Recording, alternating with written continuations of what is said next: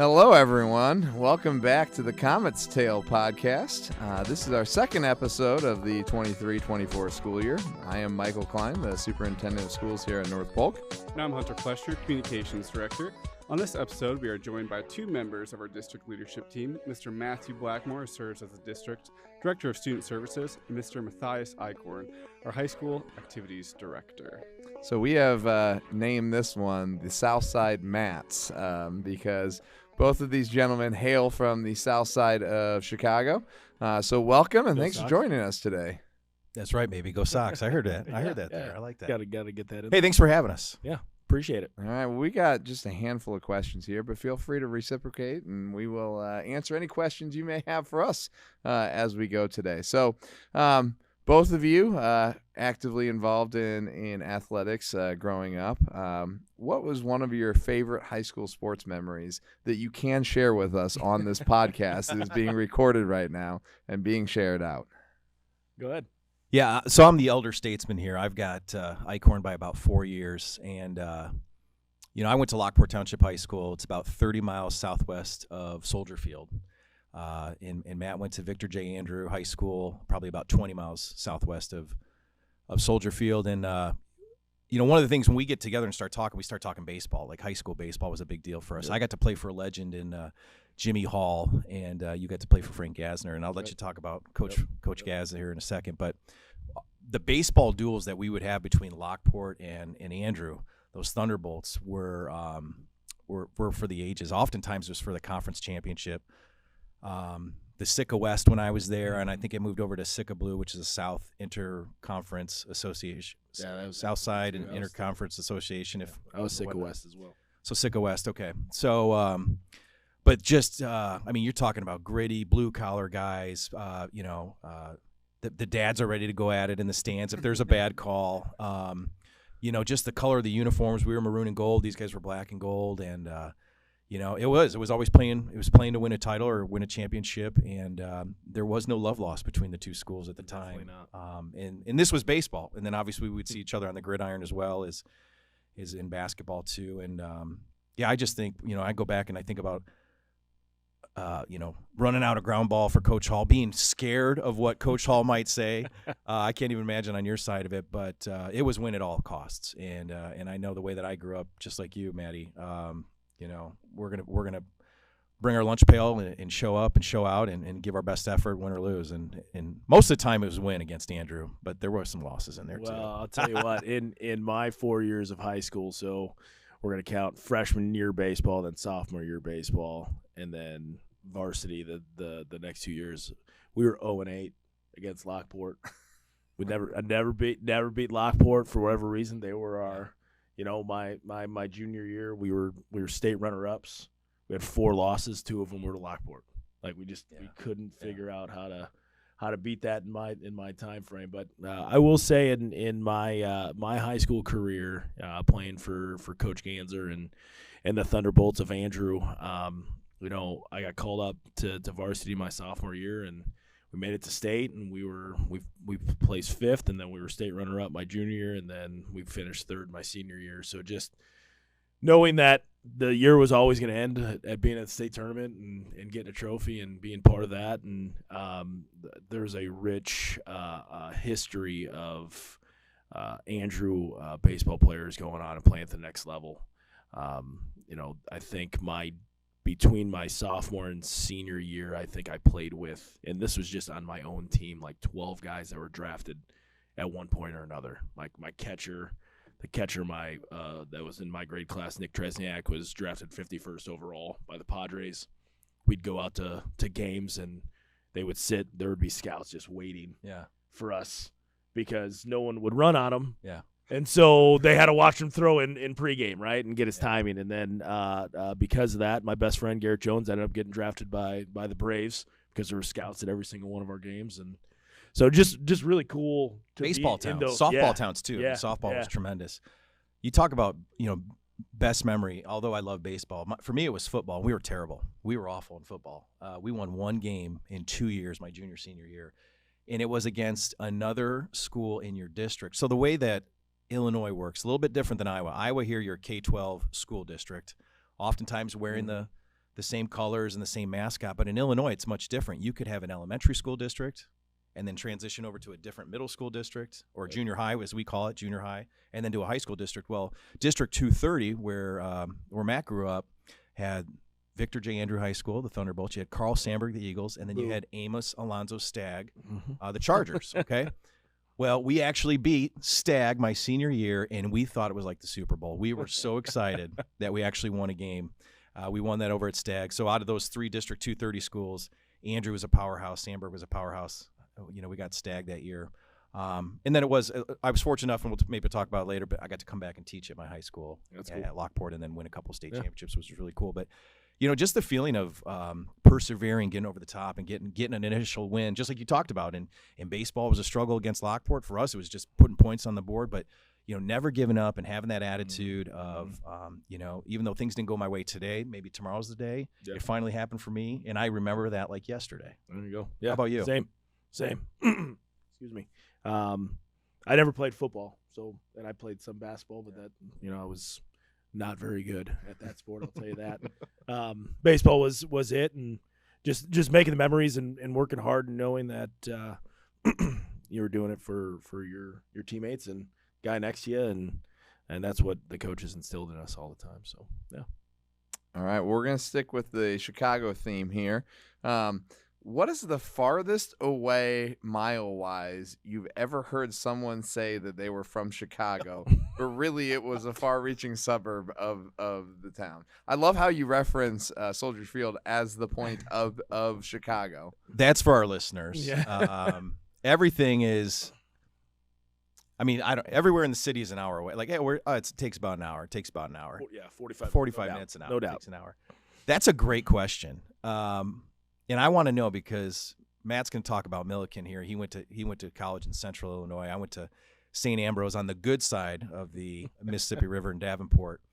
I remember meeting people in the Quad Cities who were from Moline. They were like, "Yeah, I'm just a little way outside of Chicago, and I went to Moline High School, home of the Maroons." I'm like, "That's like 5 minutes from here," and Soldier Field's 175 miles away. So yeah, I don't know about that, But I do think, as I consider myself a Chicagoan, is that when you say I'm from Chicago, then you have to follow up with, well, where in Chicago? Yeah, yep. And much like Matt and I, when we first met years back, once you find out somebody's from the same area as you kind of gravitate towards them. There's the South Side, the West Side, and the North Side. We don't care much for the West or the North Side, because Southsiders are Sox fans. They're, like I said, blue collar, and we have much more of a connection, especially when it comes to food too. So. But how about you? I don't know. I think it was Moline is what I remember. Yeah, I don't know if I know an exact town. I know like Rockford, DeKalb. I mean, those ways are the ways out there. But the whole thing, like when I went to school at Milliken in Decatur and be like, hey, where are you from? If I said Tinley Park, people would be like, where's that? And then you'd have to say Chicago anyway. So you might as well just start with that and then say Chicago, roughly about 30 minutes south, and then just go from there. So and then usually get you're not really Chicago then, you're a suburb. Well, yeah, but no one knows Tinley Park, right? So it's just easier to say Chicago. But that is a valid, fair question there. Well, I was talking to someone and they're like, "Yeah, we went to a soccer tournament just outside Chicago." I'm like, "Oh, where was it?" I was in Rockford. I'm like, "Rockford is not near Chicago at all." Yeah, that's a stretch. That's now you're just trying to get brownie points or something. I don't know. You'll get that with the Des Moines area. But it's so much worse. Yeah. Well, and Hunter, doesn't it make sense if you're traveling, and you're outside of the Midwest, for example, and somebody asks you where you're from, you're going to say Des Moines. That would be appropriate. Yeah. But I think locally, when you are in the Midwest, for you to claim that you're from Chicago and you're over 150 miles away, shame on you. I feel like if you're a suburb, if you're considered, if you're a burb, right? I think you could say. I used to always say too, like. Growing up, there's two papers. There's the Tribune, owned by the Cubs. No thanks. Or the Sun-Times. If your high school's in the newspaper, then you're a Chicago school. That's how I used to always say it. That's fair. That's fair. I think that's fair. Like it. If you're reporting on us, or if we make Channel 5, Channel 7, Channel 2 news, good or bad, and then you're part of the city. So we're officially Des Moines now because we're printing our minutes from our school board meeting. That's right. In the register. There we go. That's right. There we go. Used to be the Tri-County Times. Tri-County Times only gets published like once a week. So. Moving up. Yeah. All right, Hunter, you got the next one. Okay, so I don't know how often you get to go back and visit your alma mater, your Chicagoland area, but a big piece of Chicago is food. So when you go back, what are the 3 must-eat places? Oh gosh, Mr. we're Eichhorn? gonna limit this to 3. All right. Three. You start Three each. because Yeah. we had some really good texts going on Thanksgiving. When Oh you yeah, mentioned I just went back and visited Thanksgiving, and there's always there's 3 places. Well, gosh dang, can I do 3? All right, so You can make honorable mentions. okay, I mean, so first team all conference, Yeah, second team yeah. all conference. so Portillo's hands down. Portillo's Number 1. Oh gosh dang, yes. There's no place around here that matches the hot dogs of Portillo's. So even Davenport's got one. So I've been tweeting at Portillo's since Davenport got one to get us one here in Des Moines. There's enough Chicago people. I mean, we could say we're from Chicago. We're a suburb of Chicago and Des Moines, right? So might as well just do that. And for the listeners, it's important for you to know a Chicago-style hot dog is a poppy seed bun Correct. with a Vienna beef hot dog. Yep. It kind of snaps when you bite into it. Yep. Pickle relish. Well, I don't do any of that. 2 tomatoes. Let's not get crazy. Yellow mustard.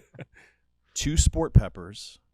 A long pickle on top, and then you dust it with Celery salt. celery salt. That's right. And friends, even mom can't make one. And you actually. can't. There's a lot of That's places in Portillo's. Chicago you can't even ask for ketchup on it. They won't give it to you. Those are fighting words. Yeah, Yes, yeah. yeah. You put It's- ketchup on a hot oh, yeah. dog, you lose friends. Yes, it goes that is. fast. You're I won't not talk wrong. to you. I'll be You are honest not with you. wrong. And it's funny because my kids will start putting hot dog or ketchup on their hot dogs. I don't talk to them the rest of the day. I got no time for that. Yeah, I don't even tell my kids that that's something that you're able to do. It's embarrassing. So It's embarrassing. I Okay, I like my hot dogs plain. Put some French fries on it. That's how I eat them. okay, so that brings up yeah, a lot of places. Yeah, Gene and Jude's. bingo. Right? Gene and Jude's. Talk to me. That they put it on there. Yep. There's somebody's job at this place that all they do is cut fresh potatoes. Boom, done. That's all they do. So, but yeah, that's a good They place. jam them on the hot dog. Yep, bun. yep. What kind of a degree do you need to be the potato? Well, your right or left arm has to be pretty jacked because that's all you do. Yep. Slicing and dicing. 'em. That's right. Does that person still have all 10 digits on? I don't know. That's a great question too. Yeah, they might have to switch that out. Number 2 is definitely Lou Malnati's, best pizza place in Chicago. Lou Malnati's. So always have to have Lou's Pizza or buy some frozen ones and bring them back. And then number 3, I'm gonna kind of do this 3A 3B. So 3A's Maggiano's, right? Maggiano's, great. Yep. Great. I worked there for 4 years. Oak Yep. Brook. Yeah. Good stuff. And then 3B's, there's a barbecue place right near my parents' house called The Patio. Best ribs I've ever had. Do they have a So- nice patio? Sure. Yeah. But there's like 3 or 4 of them around. Yeah. Best ribs that I've ever My eaten. mouth's watering. Yes. Yeah. Patio right right off of Harlem. Yeah, There's, yeah, Harlem there's a and good Harlem. patio over there too. Yeah, and if you get together with anybody else, you're like, hey, what are you thinking? Patio tonight? Patio? Yeah, Mm. we're getting ribs. Done deal. Boom. Yep. And you're Yep. getting fries and ribs and Yep. all the good Yep. stuff that comes with it too. So those are my places, and then I'll throw out there just a smaller restaurant right by the United Center, Tefano's, Oh yeah. Vernon Park Tap. Yeah.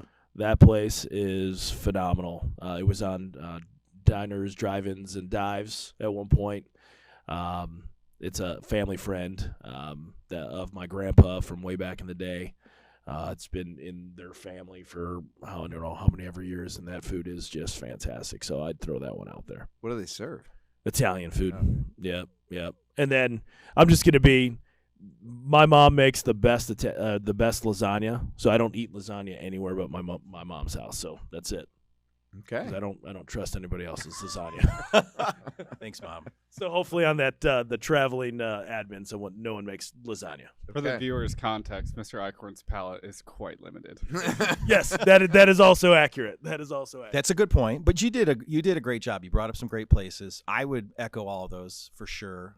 Maggiano's. They have a rigatoni chicken D with a California Marcella white wine sauce. Forget about it. It's awesome with a tiramisu at the end. I feel like you've worked Some there before. espresso, top notch. I do a disservice to myself. My best friend growing up, Tommy Gatz, his parents owned Submarine City on 143rd and LaGrange Road. Yeah. So Sub City was kind of your original wet. It was like a Jersey Mike's, but more Chicago style. They had a depth charge sandwich that was this big, fries, Diet Coke. After high school games, we'd always go over to Sub City, hang out.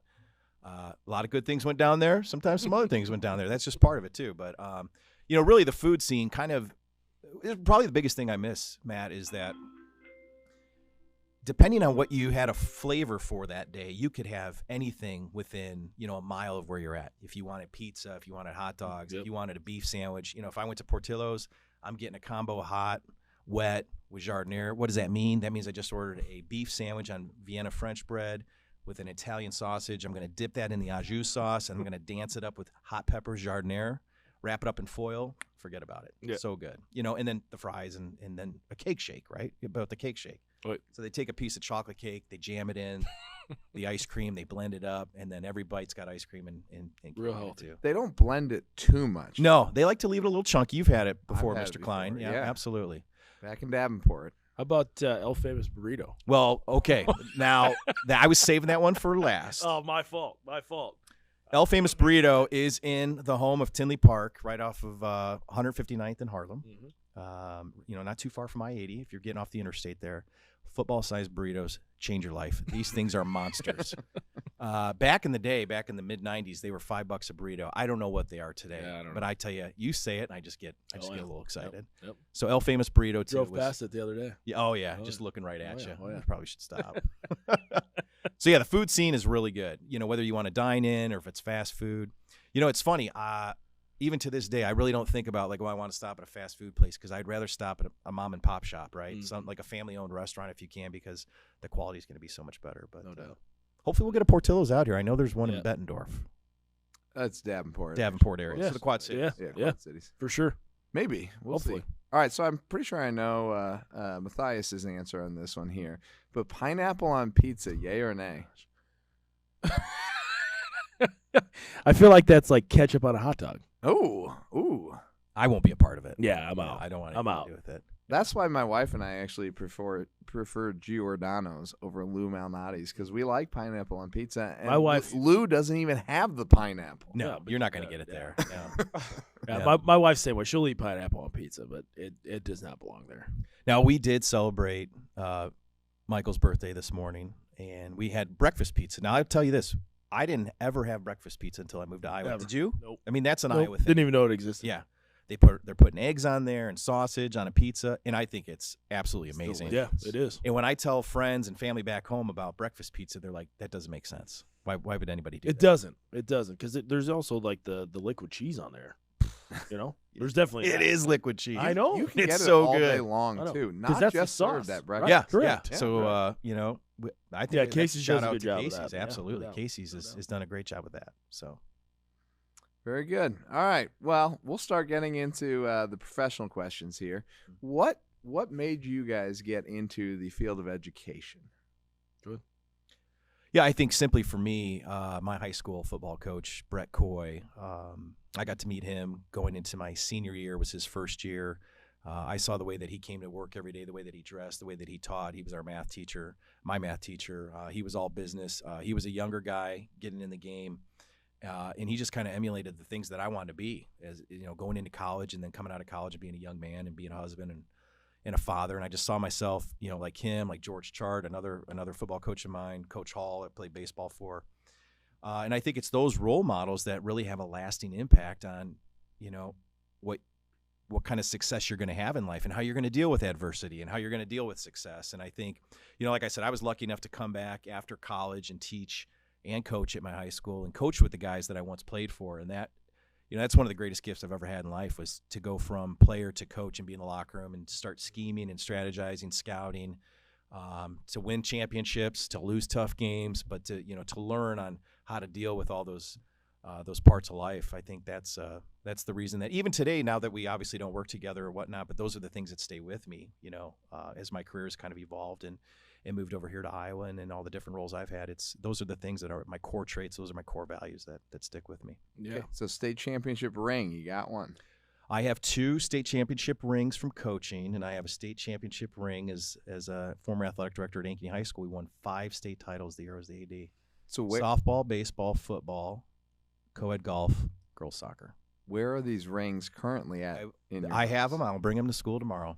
Well, I didn't know if they were on the mantle with like a spotlight on them. No, I mean the two from Lockport are very special to me, and so they're up for show at home, obviously, but yeah, it's pretty cool. It's pretty cool when you win it all. You get the bling. Get the bling it up. Yeah.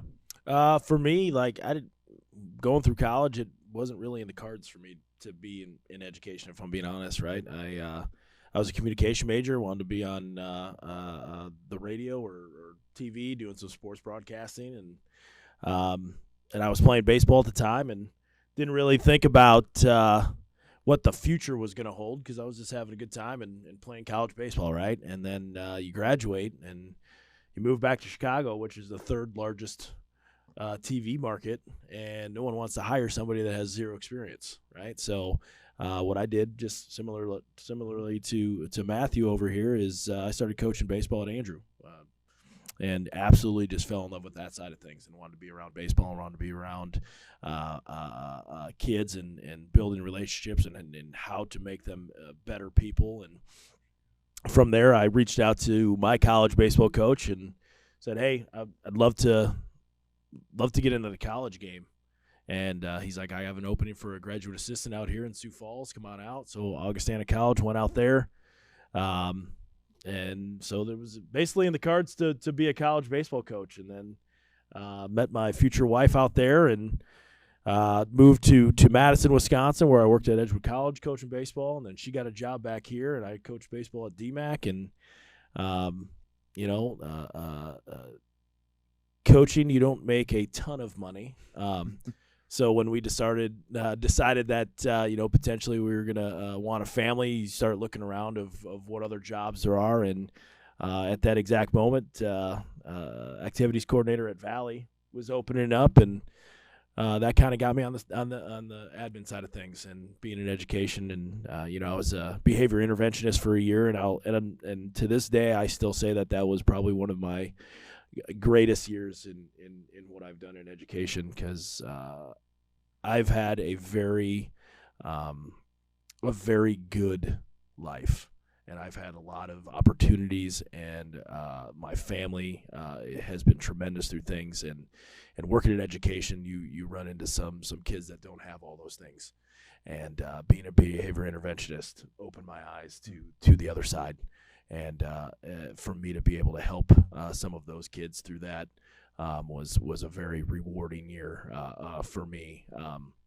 And then getting on the side of activities and athletics, and being able to help, and having coached at the high school level, having coached at the college level, some of these kids want to take that next step and be able to help them that way. And so, yeah, just enjoyed all of it, and being and coaches and in my life have been tremendous, and so obviously would like to give back like they gave to me. So that's where I'm at. Well, I got two follow-ups there. Yeah. Follow-up one, once we get streaming baseball games out here, I Sure. think we need you to do some of the broadcast sure. commentary. Sure. I'm still waiting for my invitation for the basketball games here. I told Eli Boatman that anytime he needs a sidekick, I'm there to help. Oh, perfect. Fun fact, one of the Chicago Cubs radio broadcasters from Lockport Township High School, Ron Coomer, Coomdog. So maybe we can get Coomer on the broadcast. Maybe. Too. But he's a Cub, so that makes it tough. I worked at his indoor hitting facility for great years. guy. Yeah. Coach Mr. Polberg, high school principal, loves Coomdog. Big Coomer fan. I'll tell you what, Pat. It's great. My second follow-up, so you said you lived in South Dakota for a little while and then Wisconsin. Yep. Which one would you say was a better place to live? Ooh, that's tough, because Sioux Falls is a great town. Sioux Falls was awesome. Madison was fantastic. I worked at a small Division III school 6 blocks from the University of Wisconsin. So that was a really cool atmosphere being around that. The first year I was in Wisconsin, we absolutely shattered the snowfall record. There was like 130 inches of snow that year. I lived with a guy from California that had never seen snow before. So I'm going to go Sioux Falls, just based off of, but Sioux Falls is very cold as well. Great spaces, great faces. Yeah, that's right. Great faces, great space. One of those. One of those That's two. one of them. But both places were really great places to live. I enjoyed my 4 years, 2 and 2. Cool. Awesome. Well, you brought up money. So speaking of money, we have a couple of fun questions to cap off the episode here. Okay. So if both of you were given $1 million, what would you do with that on a personal level? And then what would you do with it professionally? $1 million. I kind of geared this question more towards you, Matt, activities director. Sure. If there's $1 million to do things around the school district, what are you going to do? But then also, I mean, personally. Sure. That's a good one. So $1 million, I would definitely find some upgrades to our facilities somewhere to be able to do that. I mean, it's an awfully broad answer. Well, specifically, what are you spending $1 million on? Could you let me answer the sorry. question? Sorry. Jeez-o. I was getting there.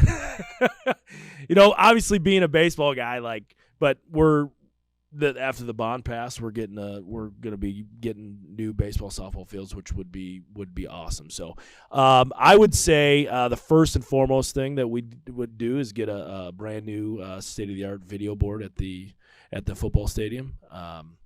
I think if you just put a big old LED screen up and then you could do different content up there, I think that's an absolute no-brainer.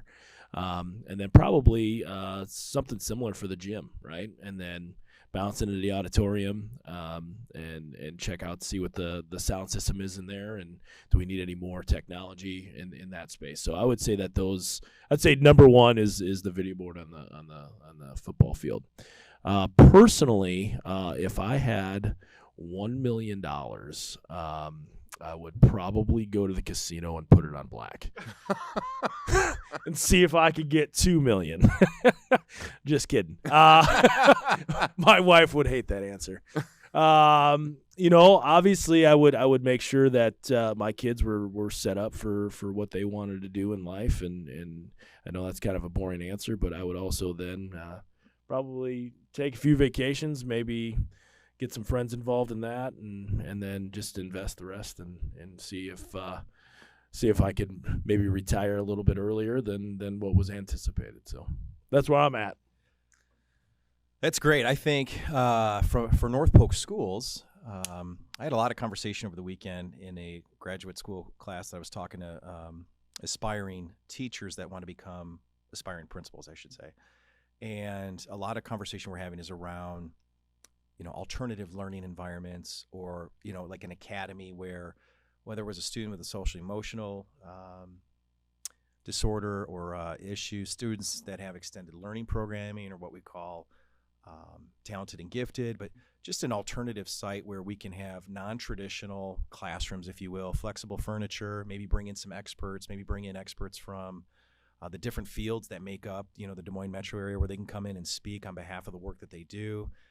And really kind of create a learning center that makes it not only a safe place, but a place where students really are going to thrive at high levels, whether it's a full day program, half day program, something of that nature. But I think as we continue to look at the evolution of education and how much it's really changed, honestly, in the last 5 years, 15 years, when you think about it, from professional learning communities to the pandemic to virtual learning online, we're really in the most innovative state that we've ever been in education. So I would invest in some programming that allows us to kind of think outside the box and ensure that we're providing learning opportunities for all of our students that may not necessarily fit the brick and mortar comprehensive school system.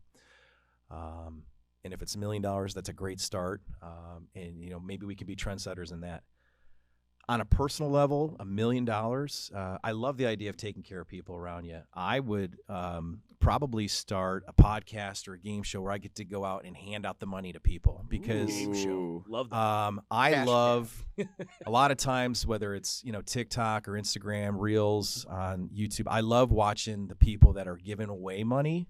I find that fascinating. Yep. And I think to give to somebody else, how that makes you feel in your heart and your soul, is twice as much as receiving it. So I think I'd probably do something like that, and probably invest a little bit of it. But I like the idea of giving it back. That'd be pretty cool too. And give it to the Comets. Great answers. I like where your guys' heads are at with that. We kind of talked about food quite a bit already. Delving into school lunch, I know both of you, I think, have had some school lunch. What is your favorite meal to have here at North Polk High School? You can count on me getting that chef salad every day. That's a done deal. Big fan of it. I've learned to take the Cheez-Its, crunch them up, put them on top of the salad as like a crouton. And then Mr. Klein has got some what we call mule sauce, some hot sauce in the office, and I like to jazz it up with a little bit of hot sauce. But I had the pizza last week. I mean, it's not Chicago style, obviously, but it was hot and crusty, and I enjoyed it quite a bit. And I think all of our staff in all of our kitchens are doing a great job. It is a really great, well-balanced lunch. It's the right price, and honestly, it's one less thing I have to worry about during the day, because now I walk down with my lunch team. We all eat together. It's great. Some days it's the salad. Most of the days it's a salad, but then I'll get the hot lunch, and it's really good too. So yeah, the pizza's not bad. Before I answer that, could I go back to my last answer? $1 million, maybe ship in like Lou Malnati's as the school pizza. Yeah, no, we'll throw that in there. No, I don't eat school lunch a ton, but the one that I did enjoy a lot was it was a bowl with like mashed potatoes and the chicken nuggets, and then the cheese on top, and it was just that was good.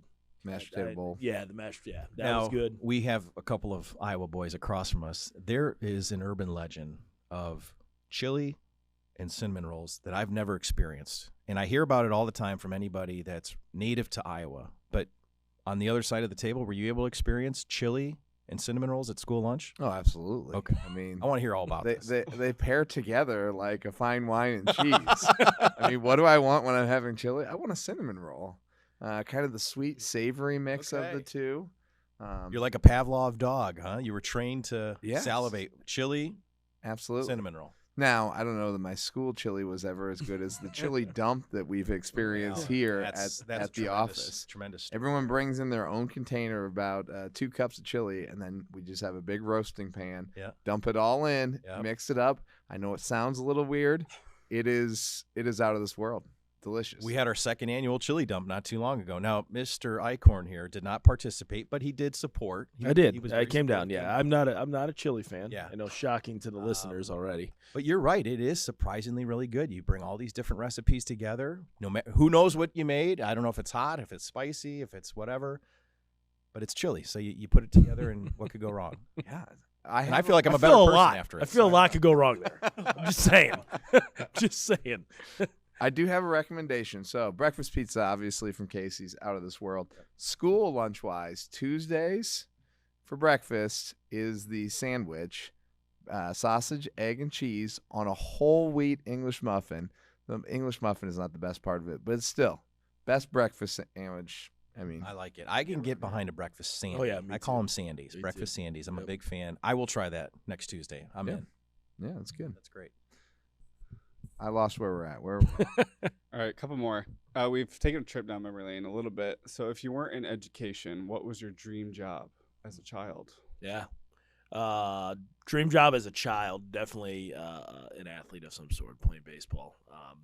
I thought would be an awesome job to go out and do it and just keep playing. And then as you get a little bit older, it was more I wanted to stick around the sports side of things, and it was going to be broadcasting and being on the radio. And in college, I had my own radio show, and it was. Please don't go look those up, because it is not good. What was that? The archives are still. I hope not. That was I was in college before they were able to do some archives online. But my buddy and we had a good time with it, and it was a class, which was pretty cool. So yeah, I would say definitely being around baseball in some aspect, whether I was playing it or broadcasting it. So, who was your guy growing up, baseball wise? Ken Griffey Jr. Oh yeah. So being a White Sox guy, my favorite player was Robin Ventura. Oh. And, a lot of people give me crap for that because he got knocked out by Nolan Ryan when he decided to charge them out and get punched in the face 7 times. It was not good. Yeah, it was not good. But he was always my favorite. I just liked the way that he played, and he played hard. And he was probably my guy growing up. But you can't go wrong with Ken Griffey Jr. His swing was the best swing out there. And Barry Bonds should be in the Hall of Fame. Just saying. Okay. All right. Dream job. Yeah, very similar to Matt.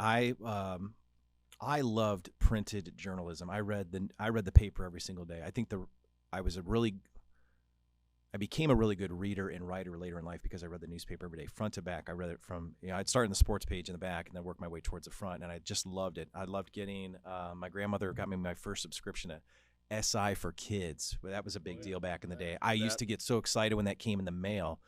ESPN, the magazine, came out when I was in college about the mid-'90s, and I was like, wow, now every month they're coming up with these really great printed articles. And then I was always known to get up very early at my house and watch the morning news. So I'd watch Bob Surratt and Channel 5 and watch kind of like a Wake Up Chicago morning newscast, and I would never miss it. I loved watching the news, see what's going on, whether it was weather, the sports, the local headlines.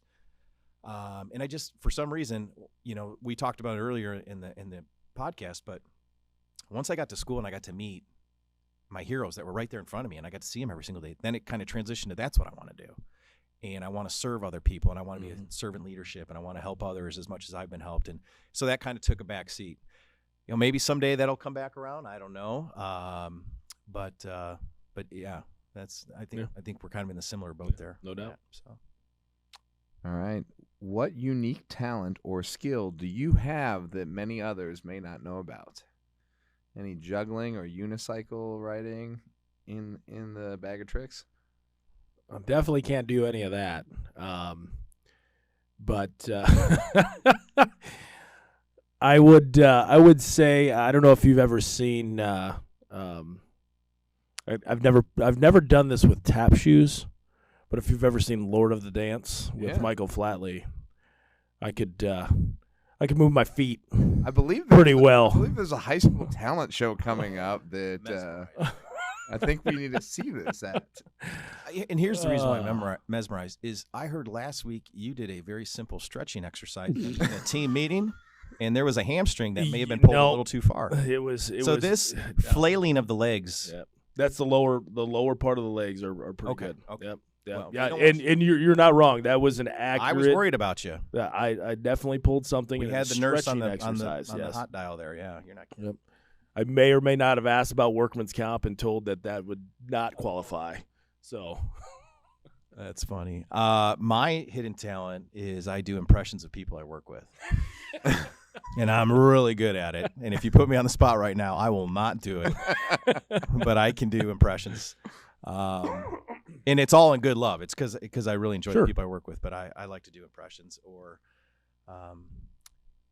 kind of segue into like, hey, here's what he said or here's what she said, but then do it in their voice, their tone, and their mannerisms. That's one of the funny things I like to do. And that's a compliment. Yeah, I agree. Yeah. Definitely winning dance contests are things that I would do. Champion. Yeah. Sure, never have guessed that. Yeah. Well, the other one. Not like real good dancing. Oh, it's just. The effort. Yes. Yes. The effort is there. Trust me. The other thing I was going to say for Mr. Blackmore, Yeah. I mean, a stomach of steel. Oh, yeah. I have seen this guy eat a giant glob of wasabi in one sweeping spoonful. Yeah, it's a problem. Didn't even flinch. It's a problem. And the speed of which I eat. It's a real, I don't know why, but if you sit down and eat lunch with me, 10 times out of 10, I'm going to beat you. I'm going to finish that plate of food before you and maybe even have seconds. So hot sauce, wasabi, nothing phases me. It's a problem. I feel like I'm the complete opposite of you. Yes, we're so similar, but yes, when it comes to that palate, it's a little bit different. And that's okay. I mean, everybody's, created a little bit differently. That's fine. But Eat bland food slowly? Is that what you're saying? yeah. Well, it's a great story. Yes. I mean, your first team luncheon this summer, we go out for pizza, and Mr. Klein is gracious enough to place the order of pizza. We're at a very good pizza for Iowa Pizza, too. Leaning Great Tower place. in Ankeny. Yeah. So he goes ahead and puts the pizza order in, and I'm getting elbows to the side from Mr. Eichhorn saying, hey, you got to back that up, dude. I'm eating none of those pieces of pizza. He's putting a lot of different things on that pizza that I'm just not going to be a part of. And then, hey, I was there for you. You did, because I didn't. Your back. Because I would have figured it out, because I'm just. It was too early. Can we get another pizza with? Too early in the game for me to. Was it say just anything. pepperoni? Do we have? No, just sausage. Oh, it's just sausage. Yeah, Okay, yeah. We're going to need cheese and sausage on the side. And I appreciated that. Appreciated that fifth pizza coming. Yeah, absolutely. All right, a couple more to wrap this up. We're almost to the end of the first semester of the school year. Crazy to believe. Yep. Well, what has been the most memorable moment of the school year so far? I know, Mr. Eichhorn, you've had a lot since you've already stepped on in July Yep. as far as activities are concerned. But if there's anything else that you can touch on, the most memorable moment of the school year. Yeah, I would since I've been here, baseball, softball both made it state. Football team made it to the Dome. Volleyball had a great season, in the regional finals.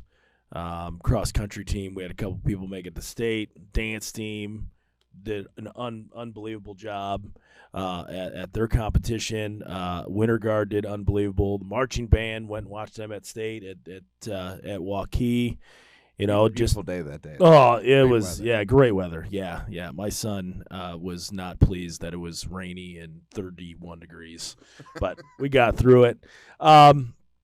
I would just say that the most kind of memorable thing for me so far is just this community and how they've welcomed me and my family with open arms, and just seeing people around and seeing our community members out at every event that we have is just been awesome for me. So just I know it's not one specific thing, but it's just since I've been here, it's just it's such a sense of pride with combination and all that, and just super excited and proud to be a part of it. That's really well said. From a district standpoint, one of the unique things about the position that I serve the district in, student services, I get a chance to get in all 5 buildings that make up North Polk Community Schools. What you see in the classroom, and Mr. Klein and Mr. Fleshner, Ben, we've walked classrooms. The teaching that you see at high levels is incredible. When you look at the collaboration that's going on from one classroom to the next classroom, it's really special. And I think when you look at the evolution of the district, going from a smaller district 10 years ago, a little over 1,000 students, to now over 2,000, climbing to 2,500, climbing to 3,000 students, we haven't lost our values. And I think Mr. Klein's done a great job with ensuring that our vision continues. Our mission statement stays with us, our learning for all, learning from all. Mm-hmm. And, coming out of the pandemic, culture is tough in all public schools. And what I've seen is we're persevering. We are stronger together than we ever have been before. Our district is committed to learning at high levels. That's adults learning all the time. The support of a school board, that's tremendous. Even with 2 new school board members, they're jumping on board and staying right in line with all the goals that we have and the values that we have created over the years. And even though the district continues to grow and there's new families that are coming in, we're really staying true to our roots of being, kind of small town Iowa and supporting one another, from fellowship to respect, responsibility, all those good things. And it is really cool to, the Go Comets culture, I think, is what I would call it. What we've instituted. Just everywhere you go, you hear it, you see it. From the red and black to the logo to activities to classrooms. It's really cool. This is a destination school district. I've said it from day one.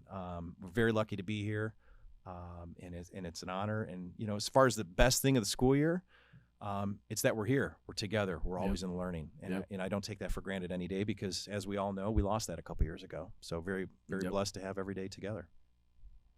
Our final question. They're going to make High School Musical 17 about North Polk High School. Who would you like to play you in a movie? And I say that in jest. Ooh. Any movie about you. Maybe it's the documentary of your life. What actor would you like to play you? Ooh.